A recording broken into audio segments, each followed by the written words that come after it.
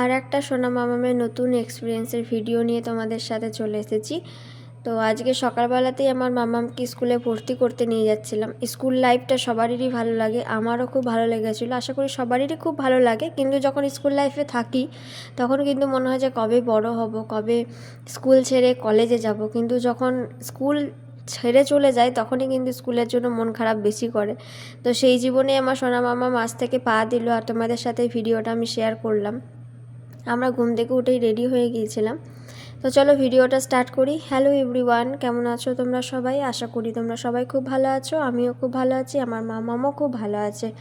আজকে আমার মামামের নতুন স্কুল জার্নি স্টার্ট, তোমাদের সাথে সেটাও শেয়ার করলাম। তো স্কুলে গিয়ে আমার মামাম কি করছে না করছে সবটাই তোমাদের সাথে শেয়ার করব। আমরা কিন্তু সকাল সকাল আজকে ঘুম থেকে উঠে গেছি, তখন বাজছিল প্রায় 7টা। আমরা উঠেছি 6:30 এরকম সময় করে, 7টা 7:30 সময় করে আমরা স্কুলে যাব, তার জন্য রেডি হয়ে নিচ্ছিলাম। আর এদিকে মা চা নিয়ে চলে এসেছিলো। সকালবেলাতেই সোনা মামাম কী খাবে বুঝতে পারছিলাম না, সেই জন্য আমাদের সাথে একটু চাই খেলো। ও চা খায় না, তো আমাদের সাথেই চা খেলো, একটু বিস্কুট খেলো, নিয়ে আমরা বেরিয়ে পড়েছিলাম। আর ভাইকে নিয়ে গেছিলাম, ভাই ছাড়া তো আমার কোনো কাজ হবেই না, ওকে নিয়ে আমার সব কাজ করতে হবে, ওর যাই কাজ থাকুক না কেন, ওকে ছাড়া আমি অসম্পূর্ণ। আমার ভাই যদি জীবনে না থাকে তাহলে আমি কোনো কাজ নিজে একা করতেই পারি না। তো আজকেও আমার মাম্মাম নতুন জীবনে যাচ্ছে, তো ওকে ছাড়া তো আমি যাব না। তো ভাইয়ের সাথেই গিয়েছিলাম, আমরা 3জন মিলেই বেরিয়ে পড়েছিলাম স্কুলের জন্য।